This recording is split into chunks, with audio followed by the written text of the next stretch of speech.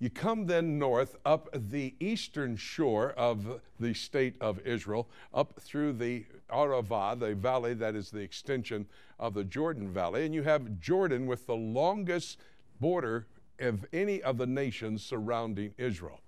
To some extent, King Abdullah of Jordan is a peacemaker like his father, the late King Hussein. But indeed, he has some problems because there is an Islamic element that's forming in Jordan. Remember, King Abdullah is not a Palestinian. He's a Hashemite from the Hashemite kingdom located in Saudi Arabia today. In fact, his great-grandfather was the sheriff of Mecca and Medina, the governor of those two very sacred Islamic cities. But there is that element there in Jordan that would like to overthrow him. 80% of the population of Jordan is Palestinian. He's not, remember, a Palestinian. They would like to overthrow him, and many have even said that's probably the Palestinian state instead of the one they would like to set up in Israel.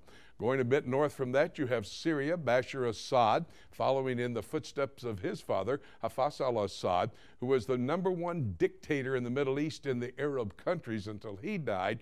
Bashar al-Assad has made association with men like President Ahmadinejad of Iran. We're talking about some of the Islamic leaders that are ruling, for example, Hamas, Mashael, who is the exiled leader of Hamas. I do believe that in the city of Damascus there are 11 Islamic fundamentalist terrorist organizations headquartered. There's been a connection between Syria and what's going on, the insurgency located there in Iraq, and the supply of those items needed to overthrow the Iraqi government. You have all the munitions, the monies, the manpower coming out of Iran, going through Damascus, across the Bekaa Valley, up into southern Lebanon and Hezbollah, which would be in southern Lebanon. And so Syria is playing a key role in the Middle East. Though they're talking about peace, they're really ready to go to war. And of course, you've got Lebanon. I mentioned Hezbollah.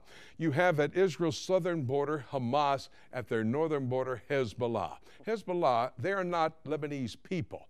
They are a part of the Revolutionary Guard sent into Lebanon for the purpose of wiping out Israel by the late Ayatollah Khomeini, who established basically over 40 years ago the Islamic Republic in what we know today as Iran, and the Islamic Republic that is supplying all of the munitions, the monies, the manpower, the training for the terrorists around the world. That's just the nations surrounding the state of Israel, and we can expand from there.